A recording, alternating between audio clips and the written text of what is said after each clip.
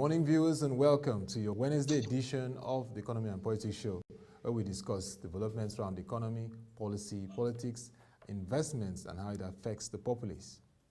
Today, Wednesday, we look at a very critical segment of our economy, which is the micro, small, and medium enterprises, described as a major contributor of over 50% in terms of our gross domestic products, over 41 million across the country, and major source of job creation, and also a key driver for our quest to lift millions from poverty.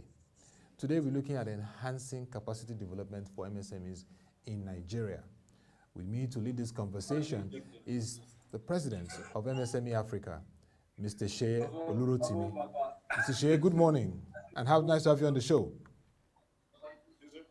Good morning, and thank you for having me again on the show. Yes, it's a midweek, of course. We all breezing fresh from yesterday's Monetary Policy Committee meeting, where the central bank governor, Mr. Godwin Emefiele, announced the key decisions of the MPC, reducing the interest rate and also taking most steps to look at the real sector. What are your thoughts around the fact that the central bank governor re-emphasized the need for the financial institutions to look at the real sector and support even MSMEs? I think I agree with him 100%, and I should commend the CBN governor for the recent actions being taken to ensure that the real sector actually benefit from the financial institutions. I know about the LDR that was increased, so as to ensure that you don't just keep this money in the bank or use it for some other things, but you're actually giving out to the real drivers of the economy, who are the MSMEs and the corporate. So I actually appreciate the fact that he's going all out to ensure that banking is being done the way it should be done. Because when these people are empowered, when they have access to the fund, they can do a lot of things to turn around the economy. So it's a good one, and I actually expect a lot more from the CBN. Yeah, definitely. And quite interesting. Last time we had this conversation, we were looking at the various interventions and the impact. So let's begin with your assessment of the impact of the federal government and Central Bank of Nigeria interventions for MSME development. Let's first begin with the fact that yesterday we understood the Central Bank of Nigeria has disbursed 73.69 billion naira to 120,074 applicants under the targeted credit facility, which goes through the NISAL Microfinance Bank. What are your thoughts about that amount being disbursed so far and the number of people, 120,074 applicants benefiting from it? Yeah, I always want to start by talking about what we can do better. That's a good one, but like you just mentioned, we have 41 million MSMEs, and you will need to reach about 1,000. So I'm asking, what percentage is that? That's still very, very low. That's number one. Number two, when we talk about interventions, when we talk about capacity development, we just want to stay around financial empowerment. I mean, but we know that capacity development is a lot more than that. We need to talk about institutional development. We need to talk about human resources development, then financial development. But we stay around one, and we are not even reaching so many people with that one. So I think we should commend them, but we can do really, really a lot better than we are doing right now. We can do a lot better than that. And the federal government is already, yesterday, Monday, they started the segments of people that will begin to benefit from the Nigeria Youth Investment Fund, the 75 billion naira fund, which the Minister of State for Industry, Trade and Investment, Ambassador Miriam Katagun, talked extensively around how it will benefit the MSMEs, including those even run by the women. Do you think at this point we need a holistic, coordinated approach to MSME interventions? You know, federal government has the 75 billion naira for youths, which is not really going through those rigorous process, but a major criteria is that they should register with the Corporate Affairs Commission. That's what we confirmed. And then on the other hand, the Central Bank of Nigeria is intervening too for the MSMEs. Do you think that these different efforts are helping, or should be a synergized effort, one single approach that hits the whole challenges at this point? Yeah, I believe that we should actually have like a single approach, so that it doesn't end up that some people benefit from one scheme, jump over to the other scheme and benefit. while some other people don't even have access to anyone. So let's even look at the list of intervention that had come up since COVID. COVID, yes. We had the 50 billion CBN fund, the targeted credit fund. I think it was increased, the 50 billion. And I remember when that one came out, within about 3 weeks, we learned that 49 billion had been given out of the 50 billion already. That was at the last week in June. Then after that, we had the 100 billion healthcare facility fund. Yes. The youth investment fund, yeah, which is around 75 billion naira, targeted at young entrepreneurs in the country. Are you still with me? I can hear you very well. We're targeted at reaching 68 million youth over a period of 5 years. Then we have the latest one, which is the MSME Survivor Fund, which is what everybody is talking about. Yeah. Okay, so we're going to reach 100,000 people through this, but like I mentioned, what percentage of the MSMEs are we reaching? But I like the fact that for this one, the approach is a bit different. And I also like the fact that the committee the vice chairman of the committee is Mrs. Abushika. And that brought some level of credibility to this particular scheme. And so we're saying for this scheme, we're not just giving out money, we will do guaranteed offtake. What that means is that you can produce products locally, source raw materials here, produce here, and then we already have people that will buy from you. That is guaranteed offtake. That's a good one. Then the second part is the payroll support scheme to ensure that MSMEs don't lay off their staff. So we will pay people on your payroll over a period of time before some months to ensure that you keep them on the job and then the economy keeps thriving. So that's a good one. But we also need to look at the numbers we are reaching. If you want to access this, we need to look at the purpose.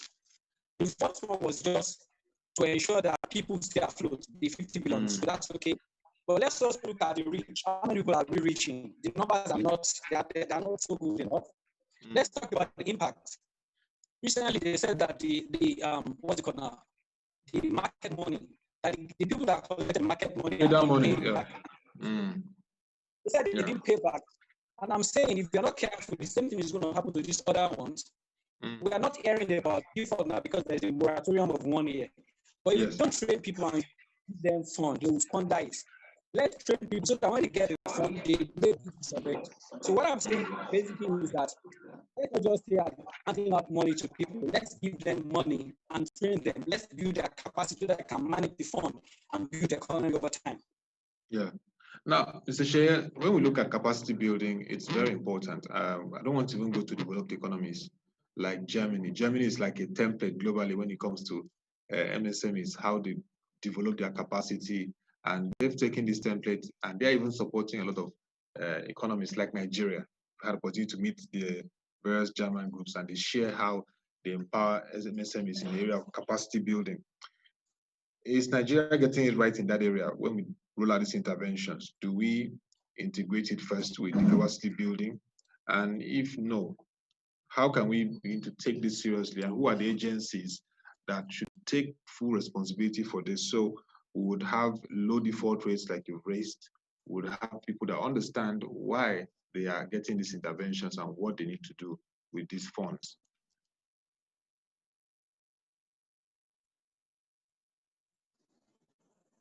Mr. Seye, can you hear me? I would say that I see some flashes of hope.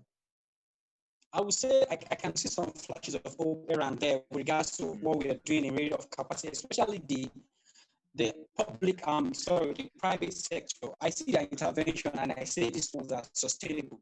Let's look at the ML Foundation, let's look at Faith Foundation, let's look at what Google recently did. Google is giving out, I think, $3 million, if I'm right.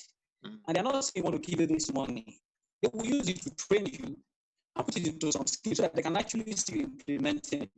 So the Foundation will give you money. But we'll still train you. Before they give you money, you go through training for 1 year so that you understand the movement of running a business. So we need to have more accelerators, we need to have more incubators where people are trained to develop ideas. The ideas are fine-tuned, they are trained to also have access to a lot of mentoring, a lot of skills, and they are exposed to a lot of things. So that when they have the money, they know what to do with it. So I would say government is really focusing so much about just giving out money, while the private sector is doing a lot around trying to build capacity and also exposing people to funders, to venture capitalists and some other people. So like you mentioned, Germany is a good example. We need to get there. But for us to get to that point, we need to take a holistic look at this whole thing. When we want to come up with an intervention, let's not think about money first. Let's think about what is going to be the effect on the economy generally. So how do we get to that point that we're trying to get to? When you ask MSMEs now, what's their major problem? They say it's funding. I agree, but a lot of them don't know what to do with the money when they get the funding. So why you give them money, train them also so that they can make good use of the money. And then when it's time for them to repay, they will repay so other people can benefit also. That's what I think, really. Yeah, so definitely that means we'll look at a PPP, a public-private partnership. So if the federal government wants to do these interventions, I know they want to get the economy quickly reset in terms of the challenges of growth, fears of unemployment and all that. While doing out this, they can partner with the private sector to support in the area of capacity building. But are there not agencies that can be assigned these roles quickly once these funds are disbursed?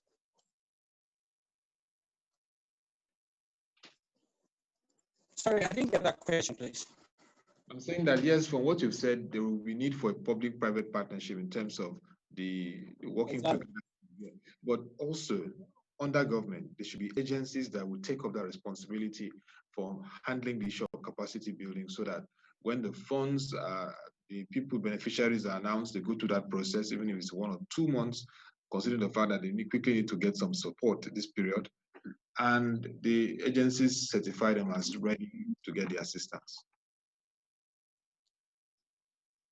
Yeah, I believe the agencies of government should step in and help in this area of capacity development so that everything can we can work together with the private sector, so we don't leave it just in the hand of some certain people. I know that for some government funds, for instance, what they do is that if you want to access those funds or want to access some level of benefit, they'll say you need to bring a particular certificate. And so when people go through such trainings that they are expected to go through, they're not going through it because they want to acquire skill. They just want to get a certificate. Some of them will not even go through the training, but they will get a certificate from government agencies to say, okay, I've gone through this, whether I give me the fund. So what I'm saying is that government should pay a whole lot of attention. The agencies that are meant to do this should really, really go into it. And I like the fact that some of our TFIs are stepping up the game. I know Development Bank, for instance, is partnering with EDC to train people. So if it's something they cannot do directly, they can partner with other organizations that would help them and do this capacity development. Let them know that it comes, we don't just give out funds or you don't just face one direction. Partner with them, accelerators, like I mentioned, let there be incubators. Accelerators basically are programs that ensure that you have the skill, or develop your skill so that you can maximize what you're doing with your business. Why incubators help you to flesh up your ideas and give it a lot more life before they now expose you to venture capitalists or whoever is investing. So government should also apply this route so that they don't just do what is popular. Okay, we want to give out money. We are giving out 50 billion today. No, don't do what is popular. Do what is going to last long. One question I tell people, when you are taking a decision, is it a decision for now or is it a decision for future? If it's going to end with popularity for now, but what happens in 2, 3, 4, 5 years? Look at the case of market money. The government wanted to be popular at that time, but now what has happened to that fund? As the economy benefited from it, they can always answer. So let's look at what is going to be the impact of our intervention over time, not just for now. Okay, so interventions from federal government should look at the impact it will have at a sustainable level on the economy in the long term. Exactly, sustainability. Now, in terms of MSME Africa, how has it been in terms of working with the government and private sector players to boost capacity of MSMEs? What has been the experience so far? Yeah, it's been good, and then sometimes it's been bad also. We've had calls to approach some people for partnership, and then we didn't get the kind of response we expected. But for some people actually come on board to want to partner with you. The first partnership we had was with Facebook. Facebook was doing some training, so we partnered with them to train over 100 MSMEs in digital skill, and that's quite commendable. That's And a big. then recently, Mhm. that's really commendable because Mm.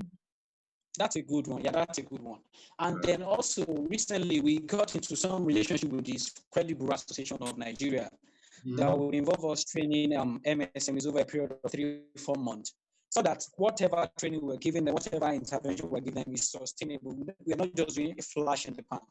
So basically what we've been doing is around providing information to MSMEs on how they can thrive and what is happening in the MSME ecosystem. So that's why we have the news platform. We also provide them information about opportunities that are available and how to apply for them. Because we found out that we get calls to say, okay, we saw this opportunity on your website, how do we apply? And then if I can get 1,000 naira for every time I get those calls, I'm sure I'll be a billionaire right now. So we're saying we don't just want to stop at providing information to you on opportunities. We also are trying to develop our capacity to help people, to train them so that they can apply for these funds and also prepare them for what the requirements are, how to write business plans, how to present yourself to investors, how to prepare a pitch deck and things like that. So those are things we are working on. We also hold events regularly. We had our first in August, and it was a very, very good one. We're planning another one for November. So basically, we partner with other organizations. We organize our own events. We do events. We provide news. We provide opportunities for MSMEs to thrive and grow. And of course, we plan to do that more. Yeah, sure. That I mean, the two you just gave examples are very commendable. Facebook, major player globally in the you call it e-commerce, in the digital space, digital technology space, training 100 MSMEs on digital skills just shows how the future will play out for Africa as a whole. And then, of course, the credit bureaus, they need it to train those people because every time they're giving credit, of course, the default case will really affect them. So they need to be trained to understand what they're doing. So in terms of governments, have you had any headway? Because even some state governments are carrying out interventions with for MSME, and there is where we need this PPP. So state government can bring out the provision funds and they partner with credible people, platforms that can help train them. Has there been an approach or headway or any prospects for that? There has been some level of approach, but we are not there with the government. And of course, the government still wants to see some level of impact that you have made over time before they can say, okay, we want to be a part of this. Because you can already imagine how many people are coming to government to say, we want to pass you over this, we want to do this and do that with you. So they have to see your level of seriousness, which you are building gradually with the private sector. And I think probably early next year we will talk with them and see what we do to partner with them. If they see results, of course, definitely they will come on board, I believe. Because with what you're doing with Facebook and the credit bureaus, of course, if we can order at least 1,000 MSMEs have access to digital skills, you can see the impact it will have in the long run annually in 10 years. How those ones can create more jobs and address the issue of unemployment and poverty in the country. But it's good to hear some of the things they're doing in capacity building. But when we look at MSME development and the issues of growth in Nigeria, what are those key areas? Capacity building is one word, but in that capacity building, what are those key areas that should be focused when engaging MSMEs? Okay, I think apart from funding, which everybody's been talking about, we need to also talk about electricity, power problem. It's a big issue. I was still watching a video of the former CBN governor. I think I watched his video yesterday. I was talking about the fact that we need to do something around electricity. Yeah. It's a big deal that a survey conducted by Faith Foundation recently this year says that, no, not Faith Foundation, PwC says the highest cost for MSMEs goes into electricity. That was before even the tariff increase. So right now it's going to be like double. That was like, they said the cost was about 77% of MSME cost. Right now it's going to go up the roof. So we need to look at the power problem. I heard Dr. Okojo saying that even the DFIs in Africa, can they come together and say we want to tackle just one problem over a period of 5 years? Let's provide electricity for Africa. If they can do that, that will solve a lot of problems. So that's number one. Power problem, it's a big deal. Then we also need to look at the area of human resources. It's a major problem for MSMEs because everybody, a lot of people that work with MSME, they see it as a stopgap. You want to take your job, hoping that they get that big job next month or next year. So every time they're in the office, they're not thinking about your job. They are thinking about that big job in that big corporate. So we need to look at how we can really develop people in that sector that will stay with the sector and help to grow. We need to empower employers. We need to do around trying to ensure that we get the right set of people to drive MSMEs and not people that are just seeing it as a stopgap. Then apart from that, we need to also look at areas of training. Training is very, very important. A lot of people don't know what their books are like.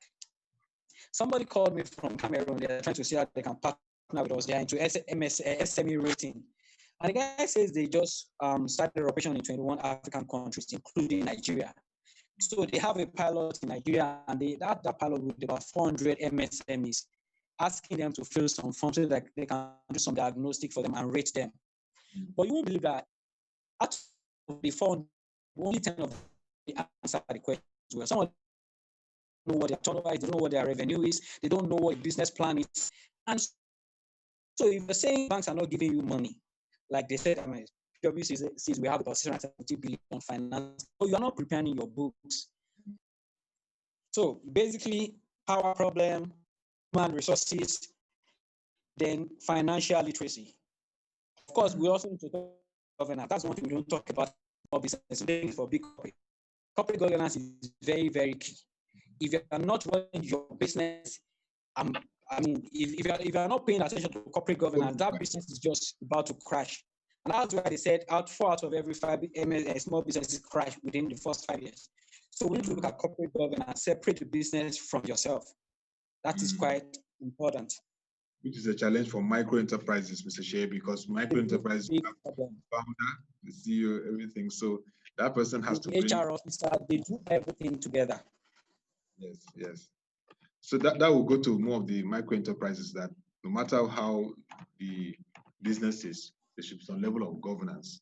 Because for micro enterprises, there's that the absence of separation between the person and the business. So that goes to more of micro enterprises who constitute over 60% of the MSMEs in the country. But let's look at Africa. You just mentioned. Yes. Yes. Let's look at Africa. I mean, when you look at Africa, it's a huge opportunity for Africa to grow. Entrepreneur, Mr. Tony Elumelu has said, will help Africa address issues of poverty and unemployment.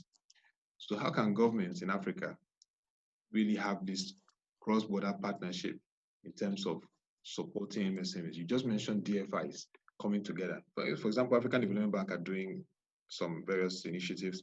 Afrexim Bank is also looking at some initiatives.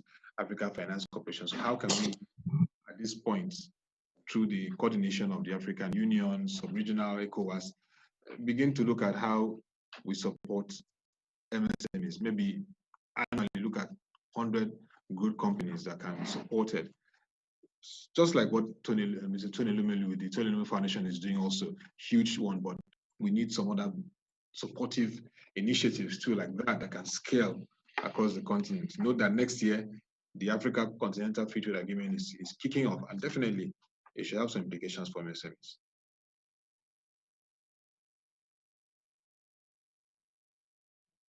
Mr. Seye, can you hear me?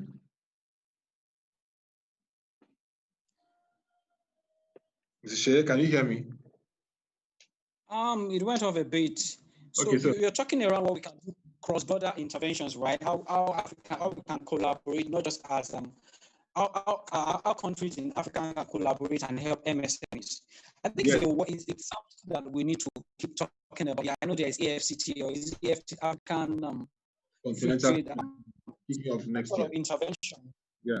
Yes, it's kicking off next year, but we need to ensure that we actually want to do this, because I know part of the plan was to have a common currency called ECO, but right now that plan has been abolished. And then you also hear about cases of some nationality in one country being been treated badly. They ask them to pay a huge sum of money because they are not nationalities of those countries. So we can't pay lip service to this and think it will work. I think the presidents or the leaders of these countries need to sit together, and we need to ask ourselves questions. Are we really serious about these things, or we are just trying to be popular, or we're just trying to pay lip service to it? So they need to come together and develop intervention that will not just be focused on their own country, but that will be Pan-Africa, or even if it's regional, West Africa. Another thing they can do is when they see people that are already doing this, like you mentioned to Lumelu, the government can also help them, back them up with funds, back them with expertise, back them with some of their resources, so that they can do it and a lot more people can also join it. Until we break down those barriers and we can trade freely amongst ourselves, we might not be able to achieve something. So I agree we need to do that. Government needs to pay a lot of attention instead of just paying lip service to it. They need to come together and agree that they really want to do this, and then they need to have the willpower and go all out for it and do it. Definitely. I mean, the AFCFTA, you just mentioned something. We know we can't even agree on the common currency issue, and then you give an example. That's a big deal. 2 countries in West Africa that are already having some issues.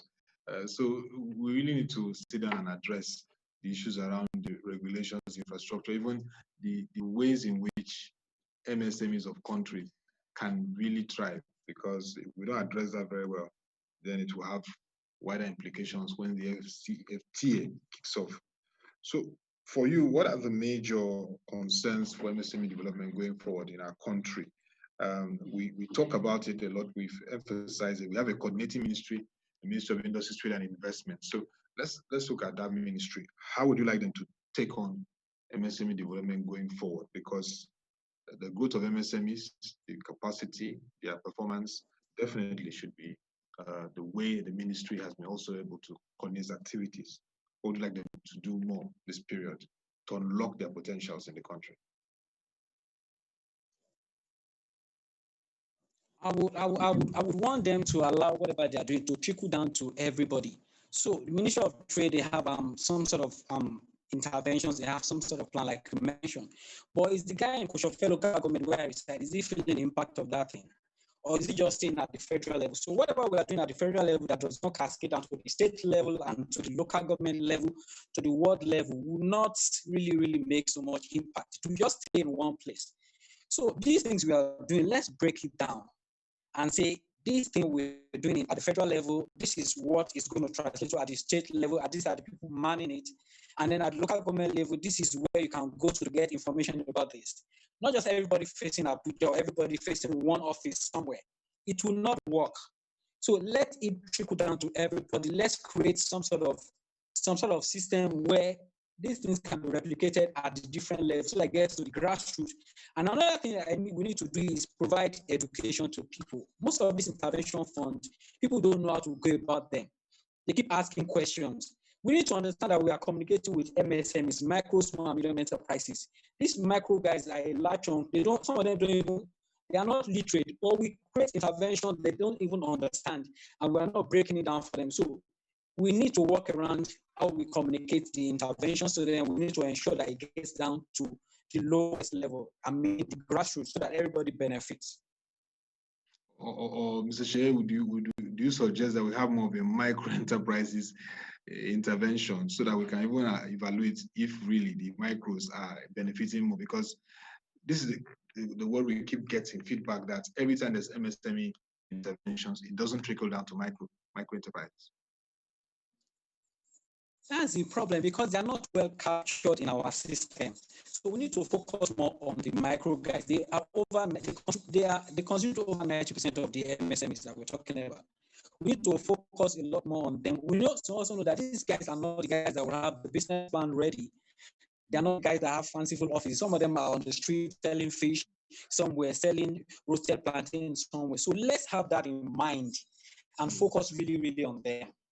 I think it's very important, so that we don't just ensure that it's just the medium guys or the small scale guys that are enjoying. Let the micro guys be the center of everything we're doing, because they are the ones that constitute a major chunk. Yeah.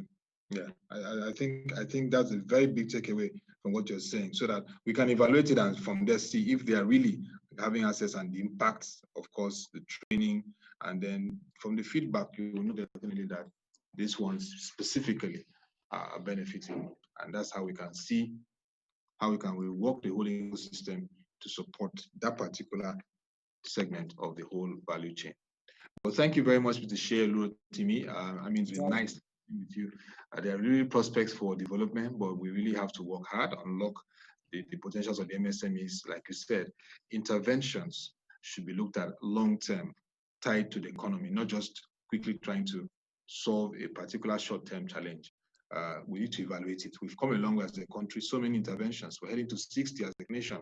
So many interventions. It's time to take stock and say, are we really addressing the challenge of even the micro enterprises? That should be food for thought for policymakers and stakeholders who look at financing and supporting the micro, small, and medium enterprises. Thank you once again, Mr. Seye Olurotimi, President very much. MSME Africa, and all the best as you continue to reach out to partner with various groups and even hopefully governments to provide capacity building, training, and support to MSMEs in Nigeria and across Africa. And especially for a big happy birthday, and wishing you more fruitful years on behalf of Web TV and the entire crew. Thank you very much. Yes, yeah. Thank you. Thank you. Thank you very much for having me today. Yeah, thank you. And that will be all for today's edition of the Economy and Politics Show, Wednesday, where we look at discussing around micro, small, and medium enterprises. You can send your comments and views to news@prochng.com if you have one or two things, takeaways from today's conversation. We'll also reach out to those that we facilitated this conversation with. And also join our website, www.prochng.com, to watch our videos, read our news reports, and analysis. Don't forget, by 10 a.m., we'll have the market review, where we look at developments in the financial and capital market as it relates to the economy. To come your way again, thank you for being part of this program today. Have a nice day and stay safe.